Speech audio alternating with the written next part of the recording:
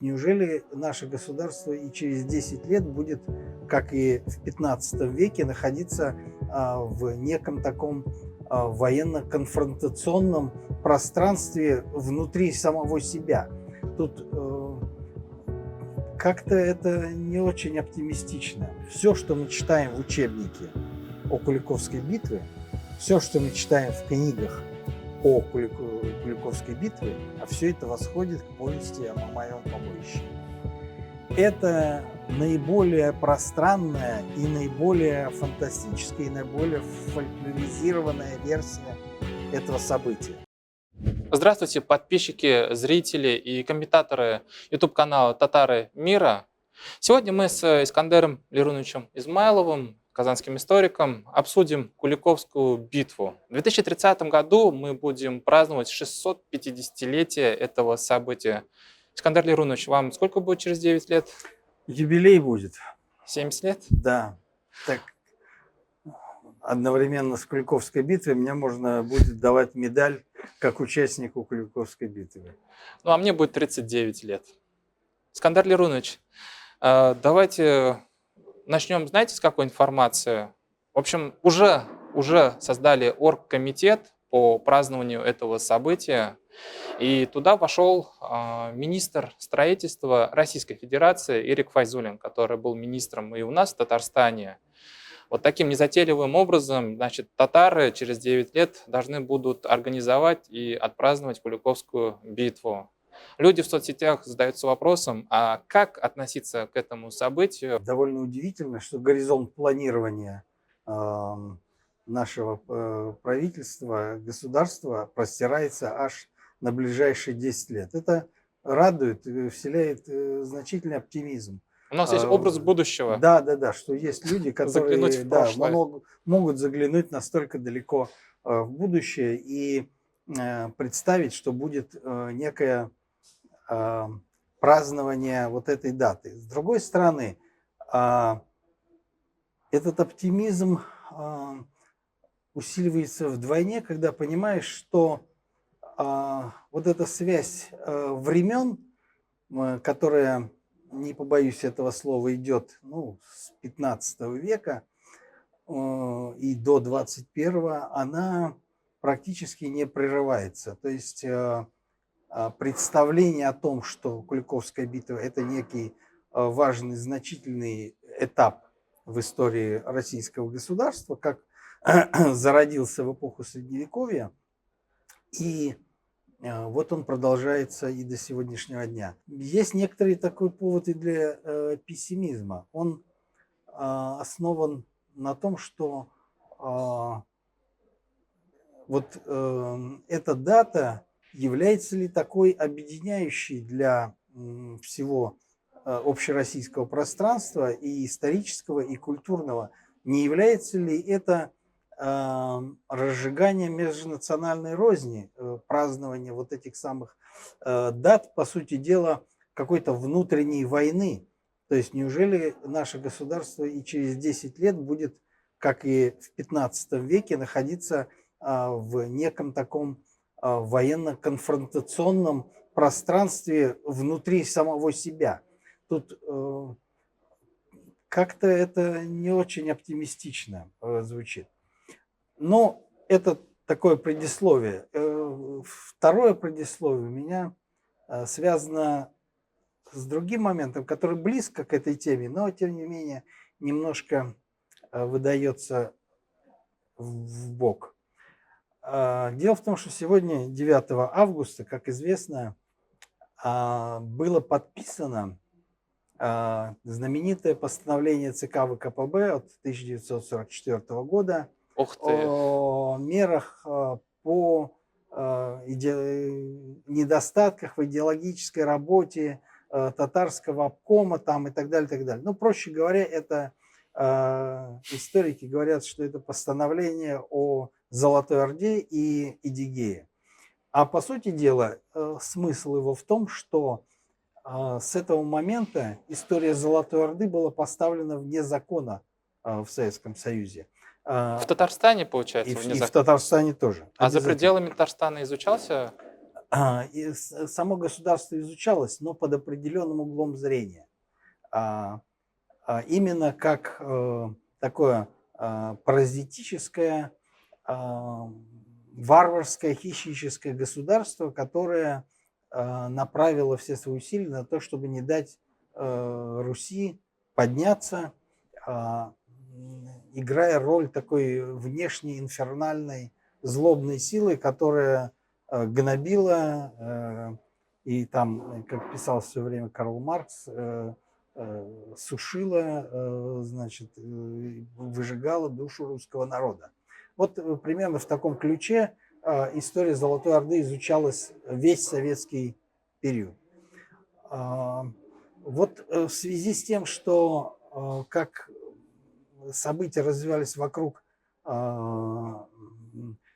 тоже такой даты, как празднование стояния на реке Угре, то можно представить, что в таком же ключе будет, видимо, и отмечаться и дата битвы на Куликовом поле.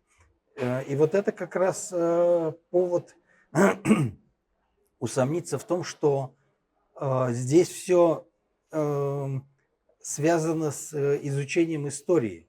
Мне кажется, что здесь мы имеем дело с актуализацией исторического пространства, то есть попыткой навязать современному обществу некие такие традиционалистские взгляды. Ну, некоторые называют, что это политика неомедиавилизма, то есть политика, обращенная как будто бы в настоящее, в будущее, но на самом деле обращенная с помощью конструирования будущего с помощью прошлого. Консервация таких имперско-церковных представлений, которые восходят еще к эпохе Средневековья. И вот эти представления, они, получается, что влияют на наше восприятие прошлого в 21 веке. Ну, это, тем не менее, такое предисловие. А если говорить о самом событии, которое произошло на Куликовом поле 600, примерно 40 лет, то мы можем сказать, что, очевидно, по юлианскому календарю 8 сентября 1380 года, если мы можем доверять сведениям источников, произошло столкновение двух вооруженных групп населения, одна из которых потерпела поражение, другая победила. И это событие произошло где-то в районе излучины Дона, в районе реки Неправды. Пожалуй, если говорить о фактах, то вот это единственное, что мы можем говорить с достаточной долей уверенности. А в этом источнике имена военачальников названы? Да, Дмитрий Иванович воевал против Мамая.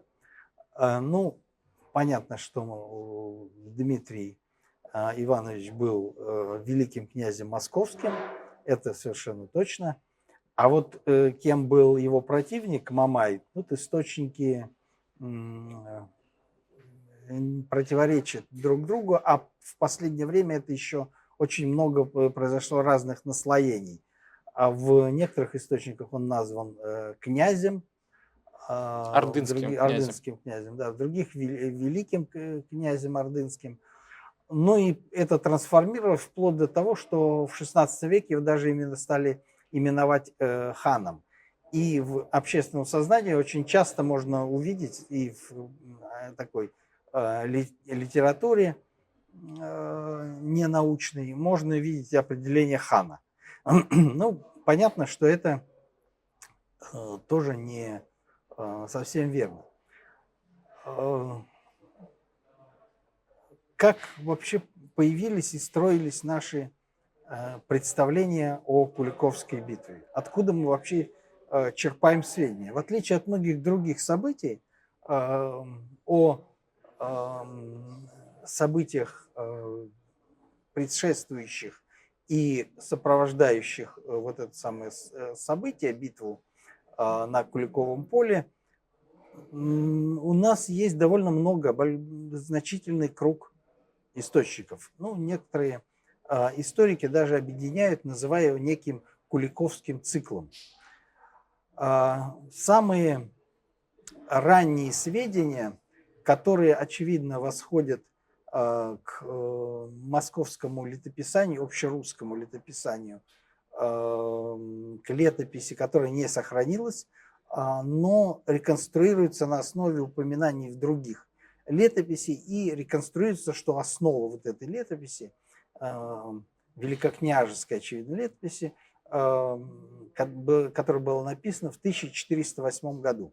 Вот к этой летописи восходят многие сведения о XIII-XIV веке. А зачем в то время писались летописи? Ведь основная масса населения была безграмотной.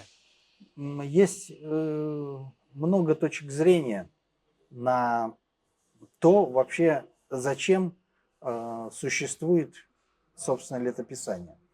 Если отбросить такие церковные представления, скорее всего, реальные, о том, что летописи составлялись для того, чтобы во время страшного суда было что предъявить, значит, в качестве оправдания, что ли. Хотя там наверху, конечно, ведется своя беспристрастная летопись, но все-таки хотелось бы иметь возможность как-то влиять на это. И считалось, что вот если будет записано и четко будет прописано и сказано, что вот тот персонаж герой, вот особенно тому, кому было посвящено или кто заказывал эту летопись, а вот его враги это вообще злые негодяи, то это как-то может повлиять и на суд, который будет в конце времен. И интересно, что летописание фактически заканчивается в XVI веке, когда все вот эти эсхатологические представления сошли на нет, и наступило новое время, когда уже стало ясно, что летописание закончилось, и в Западной Европе оно тоже закончилось чуть раньше, а теперь наступило время науки, то есть прошла реформация в Европе, эпоха просвещения, и вот в эпоху просвещения уже нужно какие-то исторические источники. Сообщение о Куликовской битве, оно могло кочевать из одной летописи в другую летопись? Да, оно да. могло иметь разные интерпретации? Это Сейчас вообще мы возможно поговорим было? об этом. Да, конечно. Несомненно, когда мы говорим, что есть ранние сведения, которые сохранились в ряде летописных сводов, и которые восходят к летописи 1408 года, в лучшем виде эти сведения сохранились в Тверской летописи, в Рогожской летописи. В чем особенность этих летописей? Там дело не в названии, там Тверской сборник, именуемый Тверской летописью, он не значит, что он был написан, скорее всего. Он был собран в одном из монастырей, но туда вошли целый ряд ранних общерусских летописных сводов, которые были переработаны в таком тверском духе. Там есть сведения, которые, очевидно, были дополнены, добавлены вот в эту самую летопись общерусскую с таким тверским взглядом. Рогожская, там тоже это своя история, то есть по месту нахождения и так далее. Дело в том, что уже ранние сведения, вот представьте, то есть вот первый летописный рассказ, очевидно зафиксированный, он был написан через 30 лет после самого события. Это даже если были участники какие-то, которые якобы могли что-то сообщить, то все равно это сведения довольно искаженные. Вот интересно, в 1408 году что за событие могло произойти, которое бы актуализировало память о событии 30-летней давности? Поход Эдигея на Москву. он сжег пригороды, но город не сумел взять. И, очевидно, Василий I, который был в это время великим князем московским, пытался как-то осмыслить события. Возможно, эта летопись была написана. Но дело в том, что тут мы просто углубимся в сторону. Эти летописные своды, вот 408 года в частности, носят гипотетический характер, то есть методом текстологического сравнения. Некоторые историки не разделяют этой точки зрения, оперируют реальными сводами. В реальном своде нет такой границы, чтобы вот на 408 что-то там прерывалось или что-то там было закончено. Ну, тем не менее, это какой-то хотя бы анализ вот этих погодных хроник, который позволяет наметить какие-то их отличия и наметить какие-то эпизоды, которые стали каким-то завершением. То есть проследить некоторую их идеологическую направленность. Здесь понятно, если 408 год, то есть определенная там идеологическая направленность этого самого текста. Но дело в том, что это только Пушкин мог представлять, или во времена Пушкина могли представлять, что, как там он пишет, летописец сидит в келье и, значит, взирает, значит, на все это таким испытующим взглядом и записывает без гнева и пристрастия, значит, эти события.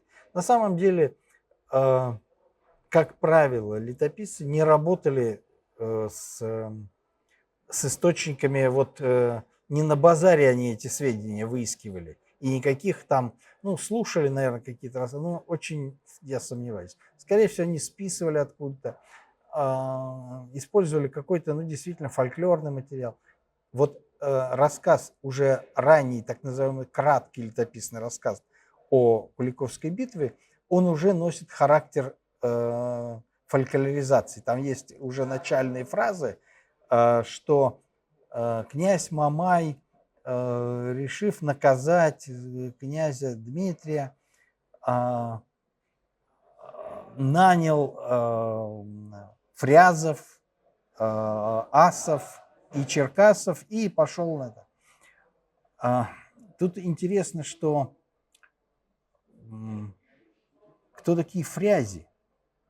Фрязи итальянцы. Генуэзцы? Генуэзцы, да. Поэтому в некоторых источниках это все превращается в черную тучу генуэзской пехоты, которая стояла на стороне, значит, Мамая против русских. Но чтобы представить, то есть где он мог вообще итальянских наемников нанять? В Крыму, в Кафе, да, конечно. Но здесь есть только один момент. Значит, гарнизон Кафы в лучшие годы составлял 50 арбалетчиков. Что-то не похоже на черную тучу генуэзской пехоты, которую можно... и потом они вообще нужны были самому городу. Он тратил большие деньги. Это практически, как сейчас, на войну тратили, что очень дорого эти арбалетчики стоили. Поэтому это штучный товар, и вообще наемники страшно дороги были в то время. Поэтому есть определенные сомнения в том, что он там мог что-то там. Если и нанял кого-то, ладно. Асы, черкасы, это какие-то народы Кавказа. Может быть, он их мог привлечь в свой состав каких-то там этих асов. Но в другой, уже более пространной летописи, которая относится уже, у историков есть разногласия, но уже где-то к середине, второй половине 15 века. То есть уже еще дольше отстоит от этого события, практически через около 100 лет примерно от этого события. Так вот, там зато список народов, которых нанял Мамай, увеличивается. Причем увеличивают фрязи, асы, черкасы, бисермены, буртасы. Ну, здесь есть, ну, Черкас, Буртас, то есть есть какая-то стихотвор. То есть вот я чему говорю, что это... В рифму подобрали. Да, конечно. Я думаю, что вообще и это раннее сведение, это там оно было уже фольклорное, просто не полностью. Очевидно, может быть, оно просто вкратце неправильно, не полностью записано. Это какой-то был фольклоризированный рассказ. Ну, потому что ни о каких буртасах в то время, ну, речь не шла. Вот, ну, буртасы – это народ, который был известен арабские географические традиции, где-то в районе Среднего Поволжья. Очевидно, в эпоху Средневековья, в эпоху Волжской Булгарии, это была какая-то историческая область. То есть народа уже Буртас не было. А Буртасия была. Ну да, Буртасия была как историческая область. Впервые вот буртасы появляются в повести о погибели русской земли. В XIII веке считается, что она была написана, скорее всего, конечно, гораздо позднее. Ну и, очевидно, имелось в виду выходцы, то есть татары, выходцы из вот этой самой исторической области. Но под пером вот летописцев, которые, ну, очевидно, мало знакомы были с такими этими реалиями, ну, то же самое, как и Фрязи. То есть это, ну, социальная какая-то группировка, потому что уже в более позднее время, в 15-16 веке, буртасы являются, ну, что-то аналогом служилых татар. Но они довольно быстро сходят на нет. Уже в 17 веке практически не фиксируется. То есть такая социальная категория исчезает. На ранних стадиях уже описания Куликовской битвы есть определенная фольклоризация. То есть многие сведения уже носят печать некоторой такой народного осмысления, народной традиции. Но в целом там ничего такого нет. Ну, например, это рассказ очень простой, что рати сошлись, переправились через Непрявду, в районе Непрявды произошла битва, в результате которой вот в этой даже ранней летописном рассказе упоминается, что погибло около 10 князей русских, что Мамай был разгромлен, что он бежал, и бежал он на Дон, где пытался собрать новую войско против московского князя, и тут из Синей Орды, из Кок-Орды, то есть приходит царь законный, значит, Тохтамыш? Тохтамыш, который идет на него войной. Мамай собрал армию, они встречаются на полях Калкинских, там написано. И тут князья Мамаевы сходят, значит, все дело и присягают Тохтамышу. Мамай бежит в Кафу, где его, значит, местные жители и убивают. И грабят его, значит, двор. И там хватает его, значит, семью там и так далее. Ну, судьба... И эту мы подробность знаем на историческом источнике, да, который нам сообщает через 100 лет после... Нет. Это уже через 30. Через 30? Да, уже примерно. Здесь важно указать несколько моментов. Во-первых, что царь, значит, Мамай, князь незаконный, а против него шел законный царь Тохтамыш. Значит, и само сражение получается, что претензии незаконного князя Мамая к законному князю Дмитрию Донскому, поскольку он претендовал на то, чтобы взять прерогативы царя, Дмитрий Донской отвечал адекватно и считал, что его претензии совершенно необоснованы. И отметал их, и мог даже сражаться, отстаивая ну, свою отчизну, то есть как свою отчину, то, что, с которой он собирал дань и должен был платить ее царю. Территория ответственности, Да, которую его. ему легитимизировал Царь. царь, хан. Ну, хан, да, Золотой Орды. Когда появился законный хан, то у него уже таких идеологических обоснований не было. То есть незаконные претензии какого-то князя ордынского к нему. А когда пришел законный царь, то он быстро восстановил свои привилегии. И уже через 2 года, в 1382 году, он пришел под стены Москвы. Дмитрий Донской убежал на север.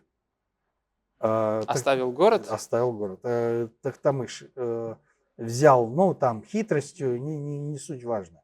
Взял город, сжег Москву и уничтожил там всех жителей и беженцев. Значит, захватил большую добычу. И после этого Дмитрий Донской начал опять выплачивать дань Золотой Орде. Насколько я помню, по-моему, на стороне хана Тохтамыша, когда он сжигал Москву, были рязанские воеводы и нижегородские. Нет? Нет, это миф. А русских князей не было на стороне Нет, Тохтамыша? нет.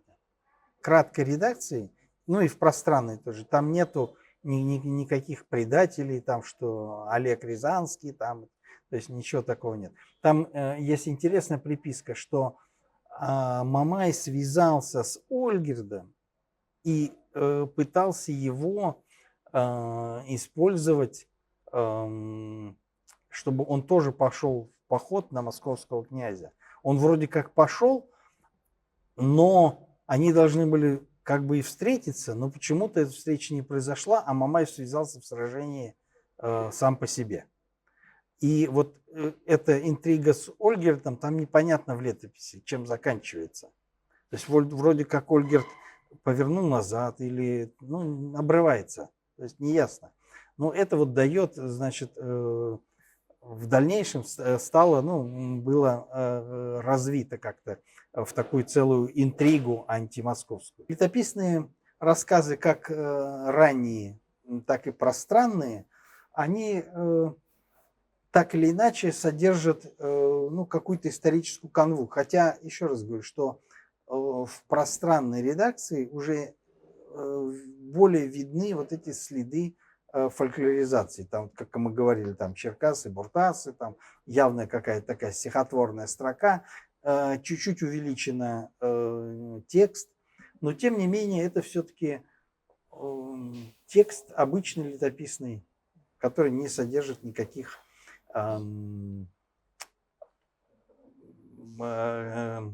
каких-то, ну, фантастических деталей или каких-то особенных деталей, которых бы не было в других летописных сообщениях. Но здесь мы выходим, значит, из летописных источников. Очевидно, что в эпоху, когда возникает пространная редакция, как-то связано с ней или благодаря ей, или, возможно, вместе с ней, вот явная фольклорная, носящая фольклорный характер повесть была написана примерно, ну, около 100 лет после, собственно, этого события. Она носит название «Задонщина». Это, ну, можно было ее назвать поэмой или там воинская повесть в стихах. Самое интересное другое. Исследователи фольклора, исследователи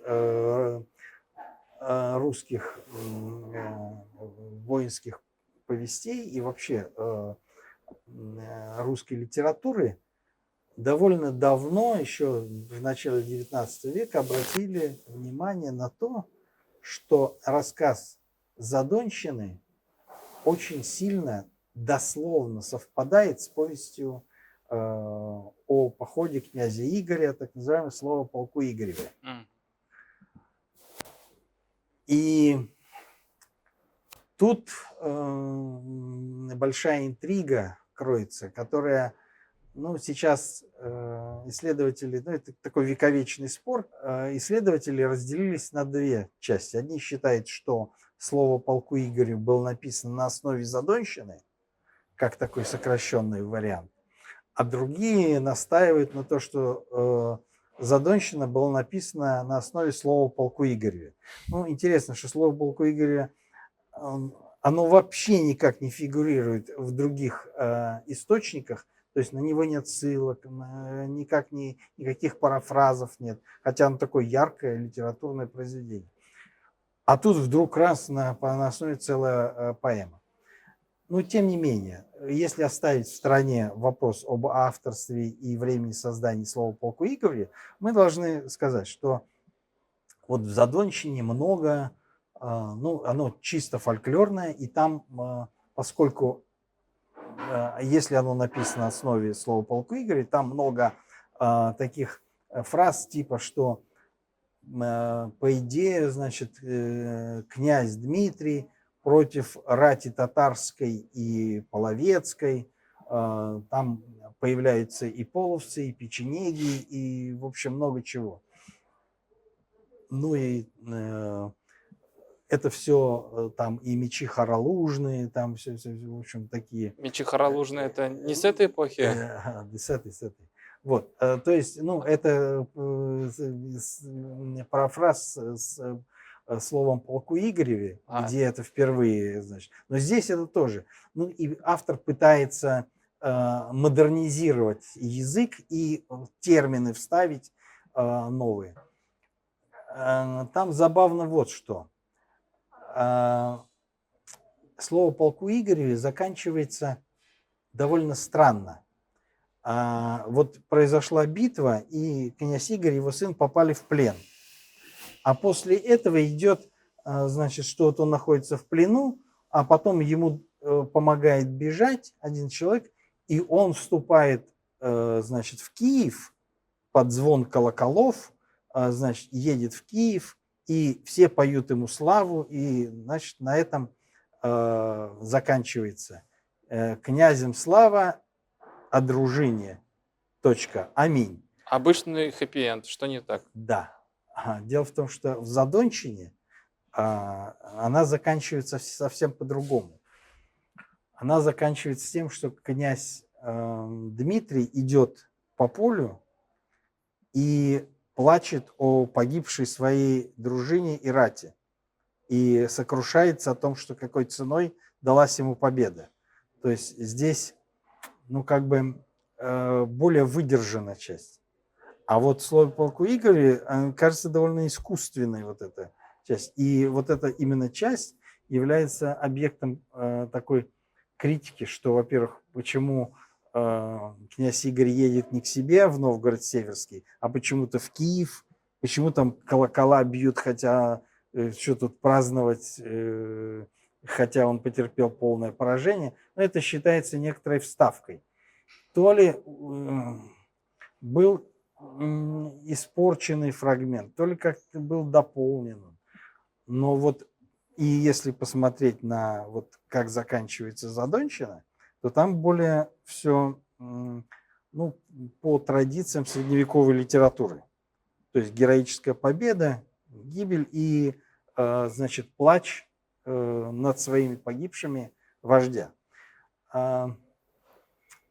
Но там есть много разных деталей, но все они, конечно, фольклоризированы до нельзя. Ну, понятно, это воинская, собственно, повесть, и написана то ли на основе вот, пространной редакции считается, еще плюс, значит, слово полку Игореве, но позднее там автор пытался еще и язык модернизировать. То есть какие-то, ну, что такое там некоторые копии Хиновия, там непонятно. И вот он пытается, значит, туда что-то добавить, ну, что было понятно. Ерехонские там, египетские там, мисюрки, значит, там татарские, ну, что-то такое. Чтобы было понятно, что, значит, он пишет о реалиях-то все-таки 14-15 века, а не каких-то других. Но это еще не все. Где-то примерно в конце 15-го, первой трети 16 века была написана еще одна повесть о Мамаевом побоище. Вот все, что мы читаем в учебнике о Куликовской битве, все, что мы читаем в книгах о Куликовской битве, все это восходит не к летописному рассказу, а все это восходит к повести о Мамаевом побоище.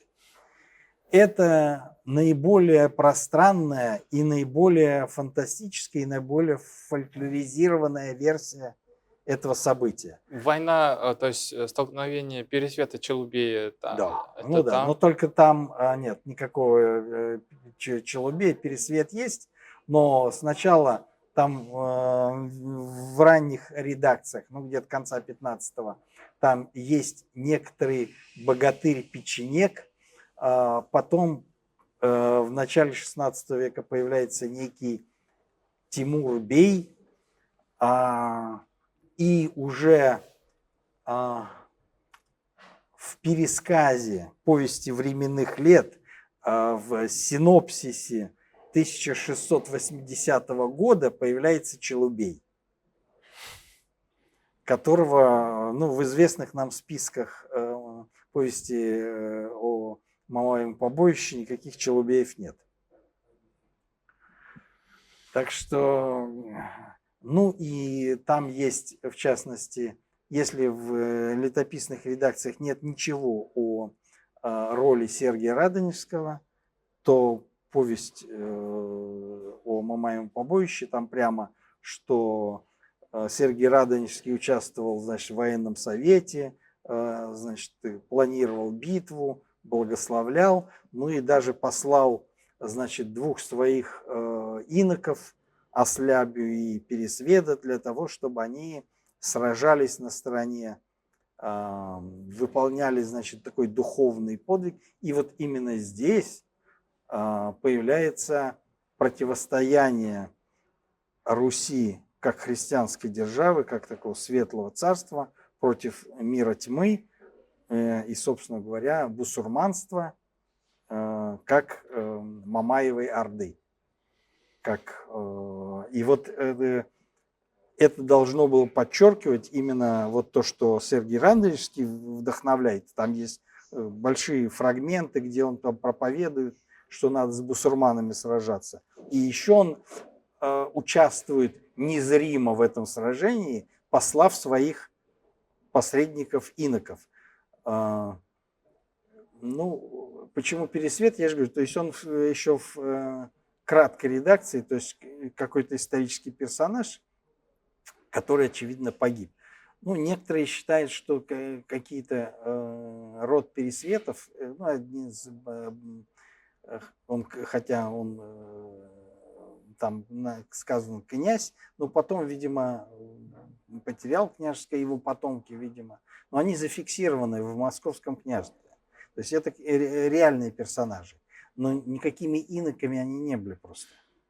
То есть все, что мы знаем о воинах-иноках, и особенно мне интересно, когда рисуют картины, посвященные Куликовской битве, там прям в рясе, в доспехах, значит, по типу, в общем, что-то типа создать такого тевтонско-тамплиерского рыцаря, но он такой на местной российской почве. Но повод для этого есть. То есть, еще раз говорю, то есть к повести о Мамаевом побоище восходит именно вот эта борьба христианской Руси против мусульманской Золотой Орды. И вот это зримое противостояние.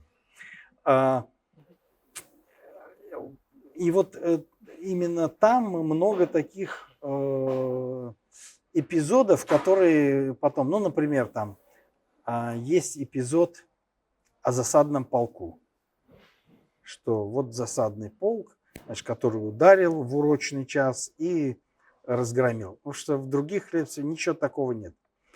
Да, забыл сказать. Вот в пространной редакции есть довольно интересное сообщение о том, что перед битвой Дмитрий Донской поменялся с одним из своих воевод, бренком, значит, доспехами. Сам он стоял там в центре, чуть не как простой ратник, а тот везде всем командовал. Ну и, соответственно, значит, на него набросились татары и убили его. И, в общем, нашли его, когда вот идет, значит, Дмитрий Донской, он находит его, поверженного, значит, и плачет над ним. Вот эта вся история в повести о Мамаевом побоище, она расцвечена там целым вот таким количеством ярких красок. И даже пространная редакция, она носит, конечно, фольклоризированный характер, потому что, ну, доспехи изготавливались индивидуально на человека. Ну, фактически нельзя было поменять. Слушайте, ну вот это все, получается, произведения создавали именно в пику борьбы московского русского государства с Казанским ханством? Несомненно. Несомненно. Именно в это время создается целый пласт литературы, в частности, Никоновская летопись, еще целый ряд произведений, которые всячески обосновывали необходимость борьбы с татарами и борьбы с Казанским ханством. А как РПЦ, не РПЦ уж, конечно, но православная церковь тогда переобулась, ведь она получала от золотоордынских ханов тарханные ярлыки. Ну, это уже произошло после 15 века. То есть это все, вся эта и борьба против татар, и против ислама возникает. И вот даже идея ига возникает в русской традиции в 17 веке. До этого никаких, даже слова иго нет. В русской литературе такого слова нет. Впервые слово иго появляется в русской традиции, вот в этом самом синопсисе 1680 года. Но это не летописный, это церковная история, написанная в Киево-Могилянской академии, ну или выходцами из Киево-Могилянской академии для просвещения русских царей, и она использовалась в качестве учебного пособия в церковно-приходских школах, ну, в том числе и русских царей. Ее влияние этого синопсиса на русскую культуру замалчивается и просто не исследуется. Если мы посмотрим современные представления целого ряда представителей Министерства культуры или людей, которые сейчас должны будут курировать историческую науку на предмет ее, как сказать, законности, да, и идеологической выверенности, то их взгляды восходят к синопсису. Если мы посмотрим советские учебники, то это просто подражание этому синопсису. Как-то ради интереса просто посмотрим. В частности, вот слово «иго» впервые появляется в русской традиции, и потом оно многократно повторялось Карамзиным, ну, там уже через 100 лет, да, то есть когда уже возникает собственная историческая литература, Карамзин тоже взял, собственно, за основу синопсис, но просто насытил его более научным содержанием. Но идеологически синопсису. А синопсис, в свою очередь, он использовал вот эти самые повести, просто расставил идеологические аспекты. Но уже в начале XVI века это все было латентно заложено в русской исторической традиции.